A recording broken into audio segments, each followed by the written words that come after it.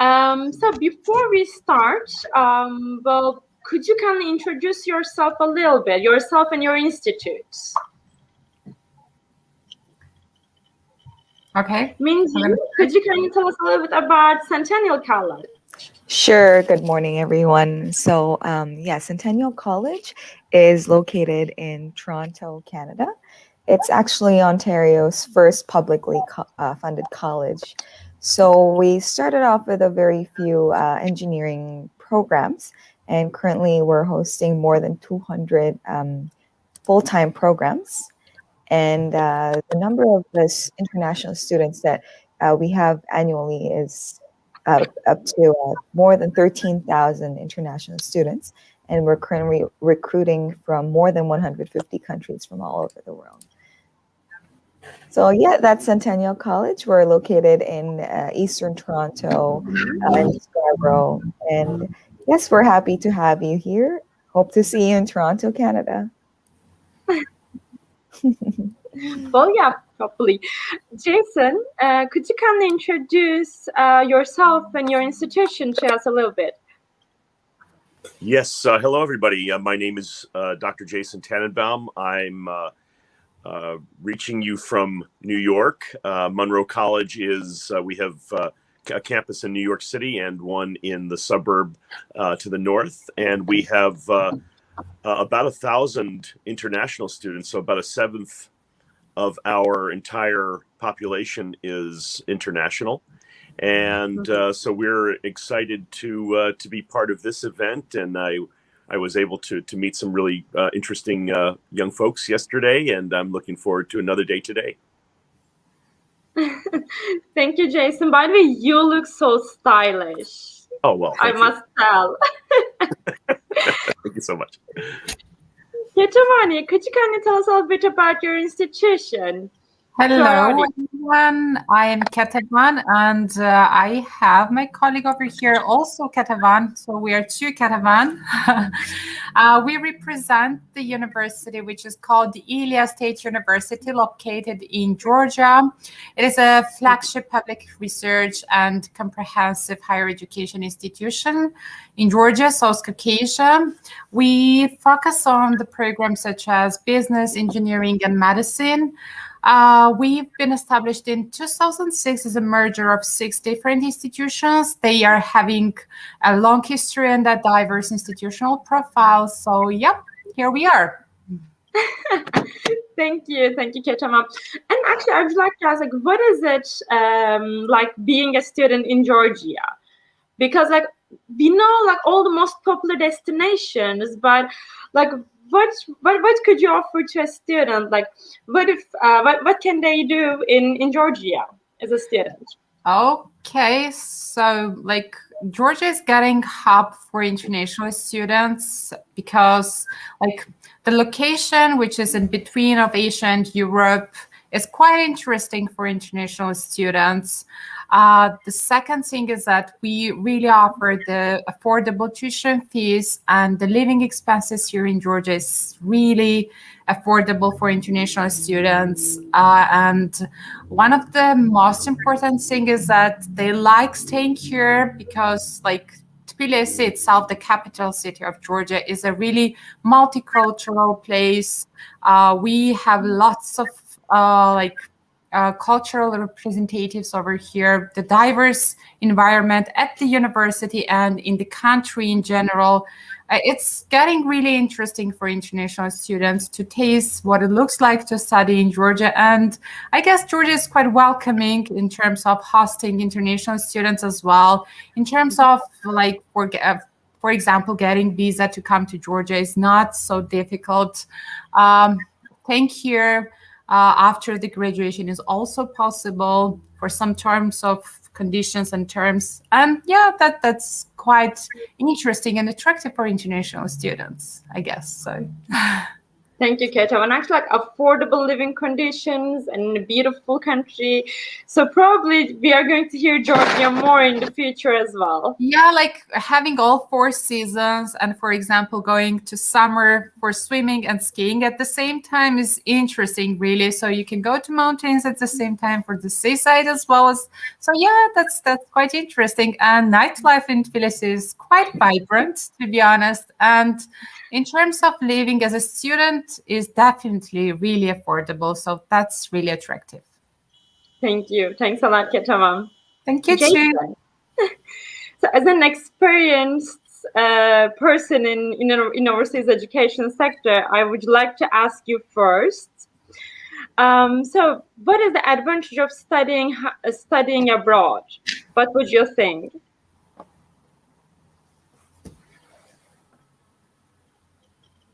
Oh, Jason, you are still muted. Okay, sorry about that, guys. So, yeah, I would say that, obviously studying abroad, broadens one's experience. I think when one studies abroad, we get a perspective that we would never be able to get by staying home. And I think wherever we go, I think we learn the culture and the microculture of that particular place. I mean, of course, here in the United States, we have a lot of subcultures. I mean, each state has its own culture in a way. And I think, you have to sort of choose the not just the school, but also the area where you want to study in order to really find what you're looking for. I think one tip that I would suggest to students who are considering studying abroad is to really think about where they would like to do an internship or where they perhaps would like to work afterwards, and consider really. Oh, you're quite lucky about this, by the way. Your institution is in New York. Everyone wants to live there. Well, I think, well, here's, my point is, if you're thinking that you want to, work or have an internship in New York, you should probably go to school in New York. If you want to be in Kentucky or some other state, that's fine too. But that's where the network is. That's where you're going to begin to develop that network and relationships within the school, and that's going to help you to that next step. So I would say that would be one tip for students. Okay, perfect. Well, what are the most popular courses of your institution? Our institution, we have sort of traditional business courses, computer science courses, nursing, and criminology is a kind of unusual one. I think probably the most unusual majors, but very popular majors, are hospitality and culinary. So students can come and learn how to become a chef or to run a hotel. So we have many relationships around the world, including with relationships in Korea and Thailand and Japan for those particular majors. And that's the other exciting thing, is that we actually have relationships where students can go to other places and study abroad if they study with us. So I would say those are our most popular majors. Thank you. By the way, of course, like if I'm studying in New York, then probably I'm going to want a job in New York as well, like after the graduation. So are you supporting your students about like getting an internship contract or getting a job contract? Yes, every student must do an internship of some kind, and our Career Placement Center is very busy finding those internships. At the undergraduate level, particularly, we're much more involved in that process. When students are doing optional training after their course at the graduate level, often they'll find it themselves. But we give them lots of tips and leads. So we're very much involved. Okay, thank you. Thanks a lot, Jason. Well, Minji, what is it like being a student in Toronto? So Toronto is a very diverse place. I'm sure everyone knows that. There are, because of its diversity, you just come into our campus and you see people from all different backgrounds. which is amazing. You're having friends from not just from Turkey, but from Asia, from South America, from Europe. So it's just the entire world in one campus, and yeah, Quite it's impressive. yes, it's very interesting. As Jason mentioned, we learn about different cultures, and the microcultures as well. And because of this, there is a lot of opportunity for students in Toronto, whether you're from somewhere else. There's a lot of opportunity given to our international students, especially. The Actually, I think the first is like the networking opportunity. So if you're studying in a campus, combining students from like over 100 nationalities, then probably like you are going to have a home like everywhere in the world. That's true. So, Yes, like, we have different having friends communities. and everything. That's right. Yes. So the good thing about that is students don't feel alone here because they see their community all around, right? They have different student communities, and the community itself in the city, it's very active.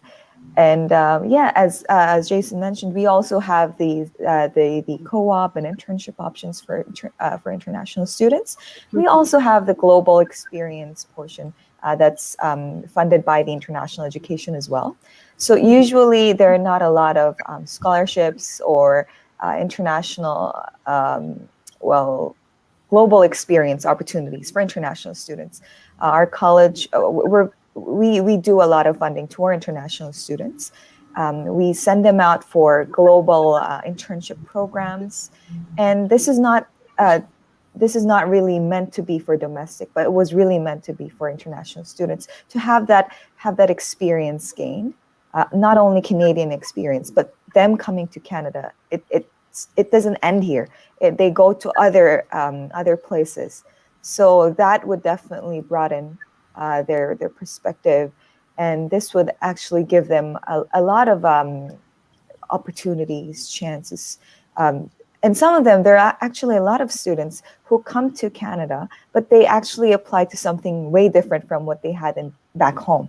So we have students who did business from back home, but we have women engineers.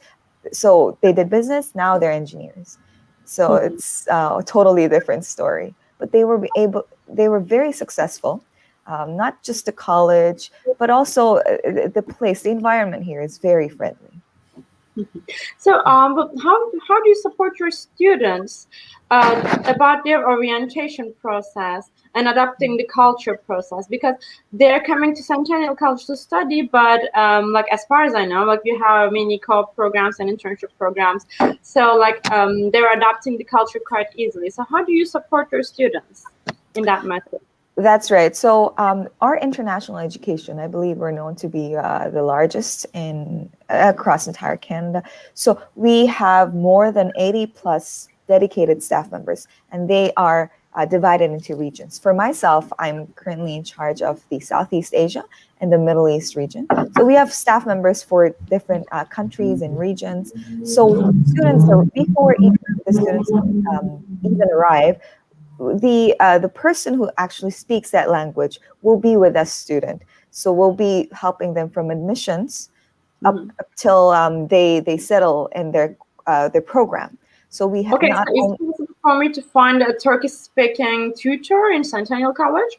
That's right. We have a peer tutor who speaks Turkish. We have a student community who for Turkish students.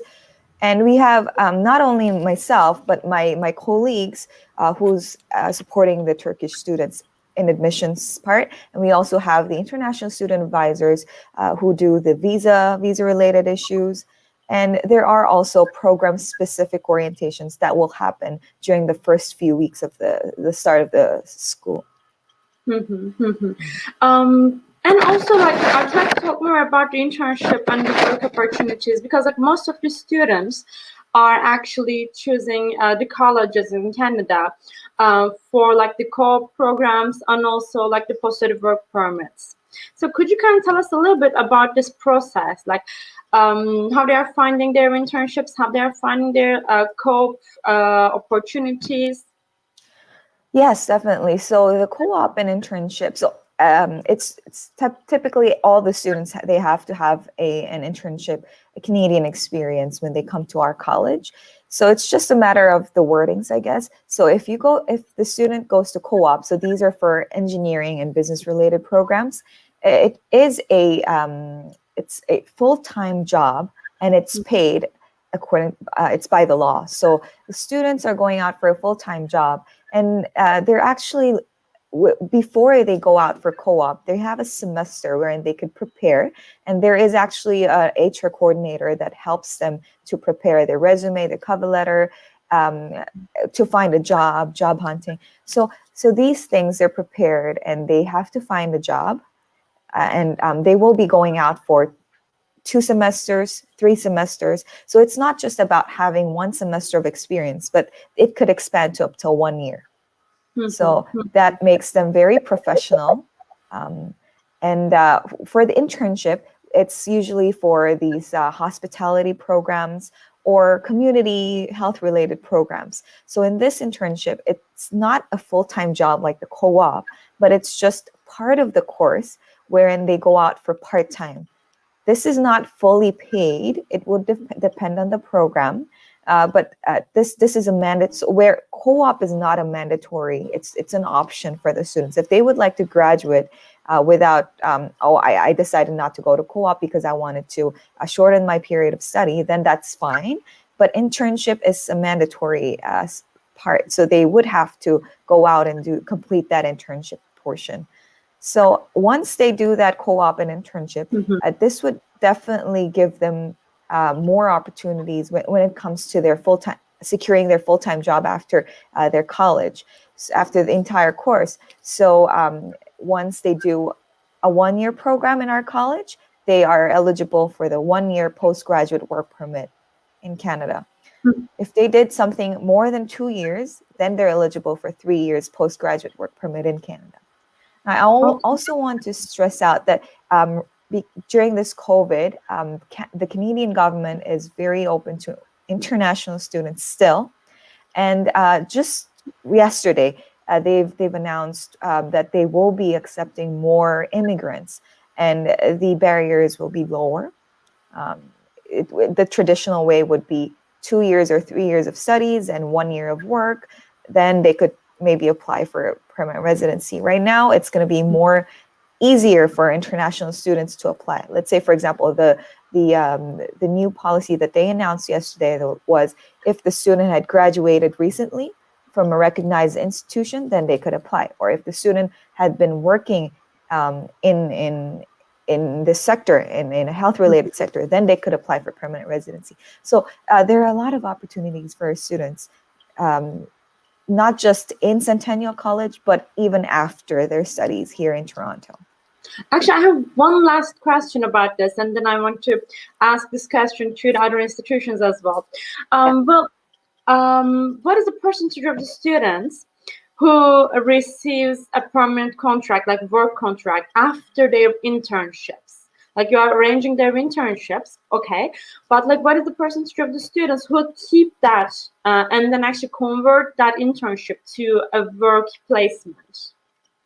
So you're asking if there is actually a department or a person who's doing that, right, in college? Actually, no, I'm just wondering, like, if I'm doing my internship in a company, so and then after my graduation, I'm going to have my posted work permit. So I'm just wondering if it's possible to continue working in the company that I'm having my internship.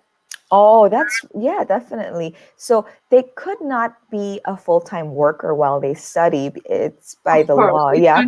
Part-time, of course, but after the graduation, maybe if they're very happy with working with me, so are they offering a job contract? Definitely, yes, definitely. So this is where the students actually secure their full-time job even before graduating. So it's actually the field placement and the co-op that's making students go out and experience. And if the employers are satisfied with their work, they would definitely hire them as full-time markers after they graduate. Yeah, so there are really a lot of students who secure their jobs even before they graduate. And I'm proud to say that most of our students, like especially in the architectural or software engineering programs, we had a 100% employment rate after they graduated. So yes, we do have a lot of students. So then actually, to sum up, so we are offering like the co-op programs to our international students so that after their graduation, they can continue working wherever they had their internship. That's right. Actually, it's a great opportunity. So Ketan, so how do you support your graduates in their careers? Okay, so like it's a bit different system in Georgia. So firstly, of course, like this is a state university and that one was the college. Of course, like everything is quite different. But do you offer a career service? Like at the university, we have career service department. Those are like delivering information to the students. Those are also doing job fairs. Like in this pandemic, they are doing online these job fairs, helping students to deliver some sort of job opportunities. But what is most important, we offer internship within the program as well. So whenever they are studying on bachelor's program last semester, when they are doing their project, besides of that, they are taking the internship, which is in our partner companies that are partnering closely to the university, especially that relates to the engineering programs. But in terms of the medical program, they are supposed to go through mandatory internship at the clinic. So yeah, they are getting all the skills whatever they need after the graduation to get successfully employed. In terms of the master's programs, like mostly students on master's program, they are working. We have classes at like after 6 p.m., which means that we give them opportunity to work while studying. So while they are having the classes after 6 p.m., they are having lots of opportunities to find a job and get like employed. But it's a very difficult in case of medical programs because they are really studying hard during their study process. So it's probably their classes are not starting after internship at the same time. However, at the end of their study, they are doing internship, which is mandatory, and they can't finalize their studies without internship. And I just want to address the issue regarding the pandemic.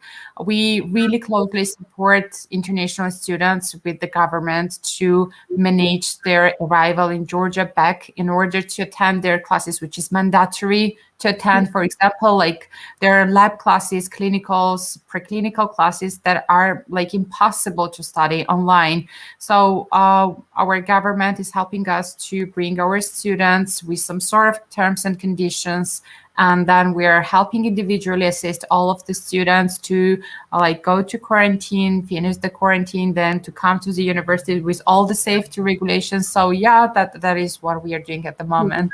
Well, yeah, actually, we are going to talk about like the COVID situation, of course, like how do you support your students during pandemic. So this is actually probably the most popular question of this seminar. We are definitely going to be talking about. It is. Unfortunately, it is. The last 15 minutes, actually, we are totally going to talk about this. So actually, I have one more question about the admission requirements. So what are you looking for in your prospective students? We like depends on the program. We have different criteria. Like bachelor programs and master engineering and business programs, like all the general requirements are the English language certificate. However, if they do not have the language certificate, we have the online-based institutional tests, which is free of charge. Then, based on the program requirements, for example, for engineering programs, we require the entrance exam in mathematics. And in case of the medical program, we require additionally entrance exam in chemistry and biology, both subjects together. Is it possible to take that exam online? Because, of course, like yes. Our students are from Turkey, we can cross the border easily and then take the test in Georgia. But during this COVID time, probably most of the students would like to take the test online. Before COVID era as well, we were doing all these exams online because we can understand that students can't travel a lot while they are getting to get admitted. So we arrange all the stuff before COVID and after, like this period and after COVID as well. These exams are fully online, so they can finish their whole admission process online without coming to the university. However, whenever they are admitted and the whole enrollment process is done, then we arrange the visa related things and arrival arrangements and so on. Okay. And also, do we have to show an international recognized English tests, or are you conducting your own? International certificates, and if it's not international certificates such as TOEFL or IELTS, then we require our institutional online-based test, which is also in line with the international certification tests such as IELTS and TOEFL. So yeah, that is required. Thank you. And also, one last question, actually, especially for the medical students. What is the deadline to apply? To be honest, we have deadline until 10th of August, which is quite far to get. Yeah, it's a bit different in if you compare with other universities, because they stop accepting applications by May or June at latest. However, we have application process until 10th of August. Enrollment process doesn't take lots of time. To be honest, we just need 1 month to finalize the whole process. So yeah, until 10th of August, we are available to receive the applications, and it is open right now as well. So yeah, interested if applicants can apply right now. Okay, perfect. Thank you, Ketevan. So, Jason, so what are your admission requirements? What are you looking for in your prospective students? Our prospective students are, we really take a holistic approach to our admissions. Of course, we look at GPA, but it is not the defining factor. We also, of course, look at other factors, including their English, and we accept also TOEFL, IELTS, and recently we're getting very attracted to the Duolingo test. So Duolingo, which is an app that many people have on their phone for learning language. They also and actually it's so much fun. They're fun. They're fun, and actually, the test is kind of game-like as well. And but it is, it has been it's equivalent to the TOEFL and IELTS. They've equivocated it with those tests. So and it's a less expensive test. It's like a quarter of the price of TOEFL. Exactly. And they can do it at home on their computer, and they just have to show their passport, and they do an online interview with and so it's we like that. So students have to take some kind of test. If they fall below our standard, we will issue them a conditional admission letter, which allows them to come and study in our ESL department until they are prepared for their degree. So, all of these factors, all these factors are what we think about in admission. Okay, perfect. So let's say that I have taken my IELTS exam, but I'm just below the English requirements. So is it possible for me to join your English language courses prior to my academic course? Yes, and currently all of our ESL program, since January, we've been running online. It's worked pretty well.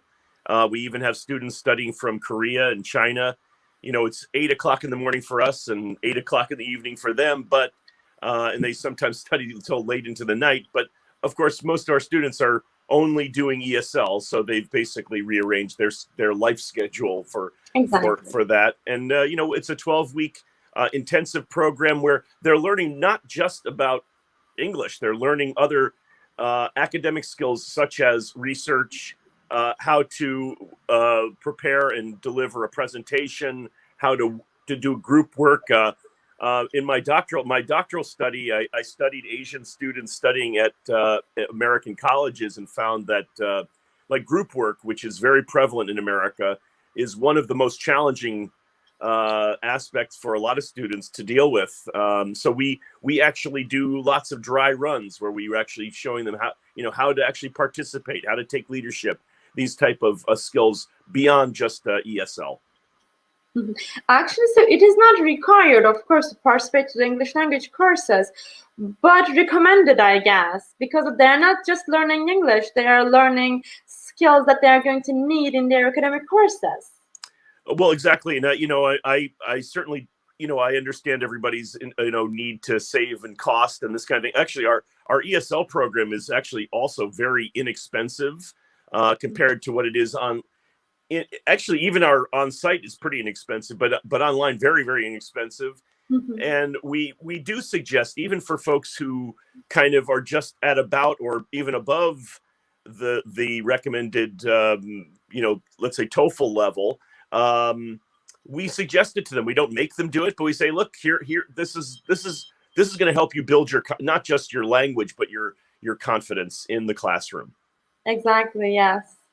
So, actually, I want to ask about the COVID-19 question. So, the first one is, are you planning to have a face-to-face education in September 2021? So, Jason, this is going to be my first question about the COVID. The answer is yes, we hope so. That's the hope. We'd actually thought to, hopefully we thought by April even, but looks like it's going to be September. We are planning for, what we're planning for is what we call a high flex program, where some of the students are going to be in the classroom on site. We will continue to run our virtual classes as well in the same class, so that the instructor will teach to both folks who are there in the class physically and people who are online, and we're working out the technical aspects of that. So we want to continue to. Online has been actually quite successful for us.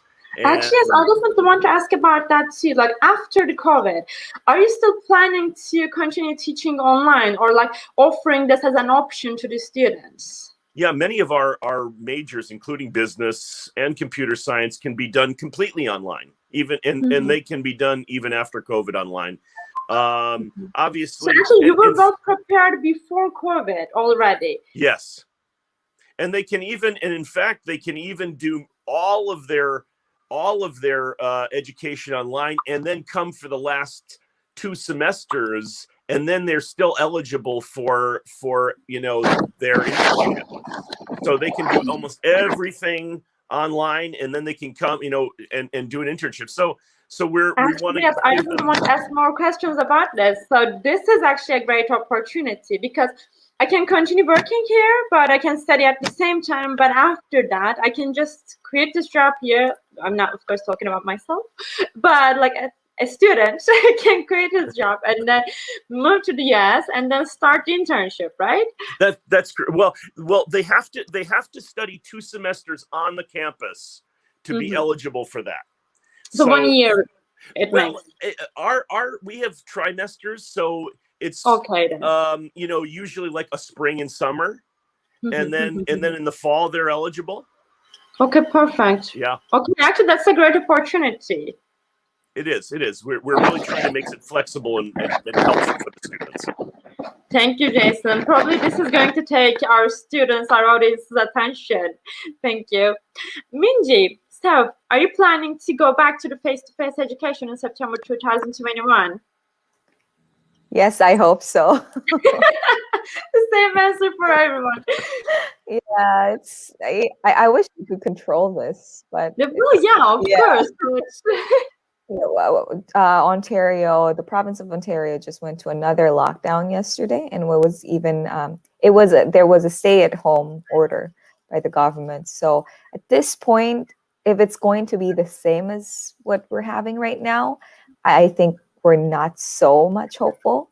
But considering the fact that there are a lot of people getting vaccinated at this time, I'm also hopeful on the other side. So we're just waiting for the government to release some orders. Limitations. But yeah, we're having a lot of students still coming in, still arriving in Toronto, despite the different regulations. The hotel quarantine, that's what we have right now, but they're still able to arrive. So we're very positive about the in-person classes. However, we're already starting the hybrid version for some programs, such as the engineering or the aviation. Yes, these kind of the programs that really need the lab skills. We have them come into the college maybe once a week or once in 2 weeks. So this is what we're doing right now. Otherwise, whatever can be done online. We have invested a lot of money for the online programs. Actually, I want to ask about that as well, because the COVID situation has happened so quickly. That's right. And like, how did you manage to adapt to the online education? Were you well prepared before? Were you conducting online classes? So how did you manage this, the situation? Yes, we did not have many of them, but we had very few of them, which were being done online, like the event management program from our hospitality department. It was already running online. But to be honest, the ultimate goal for the students, for international students, is to come to Canada and settle here. So it was not a very popular option for international students. But yes, we started when COVID hit Toronto in March 2020, we were able to start an online program, 22 online programs for summer 2020. So we were very well prepared. Well, I want to ask about something, to sort to interrupt, but is it possible to get the posted work permit after studying and graduating online? Yes. So at first, we asked the students, the government asked the students that at least if you start online, you have to come to Canada and stay at least a year, whether it's Vancouver or Toronto or Montreal. As long as you're here for more than a year, then that's fine. But now, because it's been already a year, the policies are changing. Some of the programs have already ended. Let's say, for example, for summer 2020, students who started summer 2020, if it's a 1-year program, they already, they graduated already. Yeah, and there was no change. Everything had to be online. So in this case, the government they were very flexible. They said, if it was not possible that you had to come here, then we're still giving you the postgraduate work permit. So there are changes every now and then, depending on the current situation. So they're very considerate about our international students. Okay, thank you. Thanks a lot. It's a relief to hear that. Because we don't know how long the situation is going to continue. So that's why right. Knowing that the schools and the governments are supporting the international students is a relief. That's right. How do you support your students during the COVID-19 situation? How was it for you? To be honest, in Georgia, it was not allowed to have an distance learning or online teaching. So before pandemic, we never had experience of teaching online. However, we were using some of the tools which was related for example, e-learning tools such as Moodle and so on. We are using them to upload some sort of material, so students were downloading or watching some sort of videos, but that was not fully for the online teaching. But as soon as the COVID hit us, then we simultaneously moved to online platforms. We also had the different platforms to add in our systems. So yeah, we switched, get it adapted. Unfortunately, we're not really happy to have the online classes, to be honest. We prefer to have the face-to-face. However, right now that's not fully possible. We have the hybrid system for some of the courses that is not really possible to fully have the online. So students are still coming to the university for some sort of courses. We often open the library and facilities for the students as well, because not everyone is having the access to study materials or internet or something like that. If they are experiencing some sort of technical problems, they are coming to the university. Of course, the safety rules are attached to all of this, but still they can come to the university and use some sort of facilities. So yeah, in general, it is like that. We really do hope, as my colleagues, but I'm not very sure what it will be in September. Unfortunately, we can't manage everything or guess anything about the virus. However, yeah, we do keep the positive thinking about the next session. Let's see what will be, hopefully better than right now.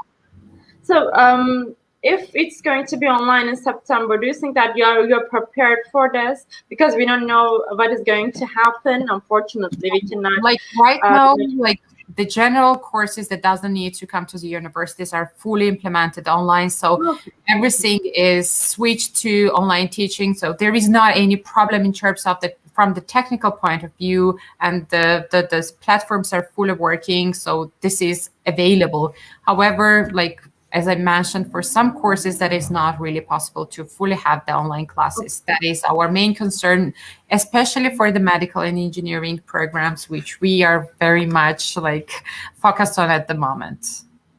Okay, yes, thank you, thanks a lot. But before ending the seminar, well, Jason, do you have any message to send to your prospective students? Well, my message, I think, for students is to, keep preparing. I know that a lot of people put their plans on hold, and are sort of waiting out the pandemic, and of course, that's how things are. But keep preparing. I guess that's my message: is don't stop, particularly with the language learning. With English, it's really helpful if your English is pretty good once you get here, because even though folks usually do pretty well, we do have support. Even once they matriculate into the degree, we still have ESL support for many of our students. But they have a lot of work to do. They've got to prepare essays and presentations and these kinds of things. It's very time consuming, and it's very challenging even for native English speakers. These are hard things to do. So to do this in a second language is particularly challenging, and so my message is keep studying and don't lose your dream. It's still out there for you to go and get. Thank you, Jason. That was very nice and very sweet. Thanks a lot. Minji, do you have any message to your prospective students? Yes, so because online programs, it was not really attractive when first COVID happened. And now I believe as the COVID situation is, it's just there, nothing has changed. And students are being more positive about the online programs this time right now. So I just would like to tell the students to act now. If you are to come to Canada or to study abroad, if it's anywhere else, I would suggest to students to start your studies now from back home. This could end any time, and if you would like to get the benefits and advantages, I recommend the students to start now so that you could at least be part of this advantage group. So definitely, if there will be, they shouldn't be postponing their dreams. Exactly. Yes. They should take action immediately. Yes, we definitely agree to that. That's right. By the time the government opens the border, everyone's just going to come. So before that happens, you will be put into priority if you already are starting your studies in Canada. Actually, so I suggest. I couldn't agree more. Yes, thank you. Yes, and and later on when everything's better, and I hope to see everyone here in Toronto. Mm-hmm. Yes, hopefully, fingers crossed. Thank you. So do you have any message to send to your prospective students? I guess I want to wish them good luck for their finals and graduation examinations. I would like them to get ready and don't let Corona to change their future plans, to start the personal development, to increase their networks by studying abroad. So we are here. We will be supporting them as much as we can, and hopefully their dreams will come true by studying abroad. Thank you, Ketan. Thanks a lot, guys, for being here today. I really enjoyed this conversation. I'm pretty sure that our students, our audience is also very happy after this seminar. You have given like the valuable lessons and like your precious thoughts about this COVID situation and the importance of the studying abroad. Thank you for being here and enjoy the fair. Thank you. Thank you.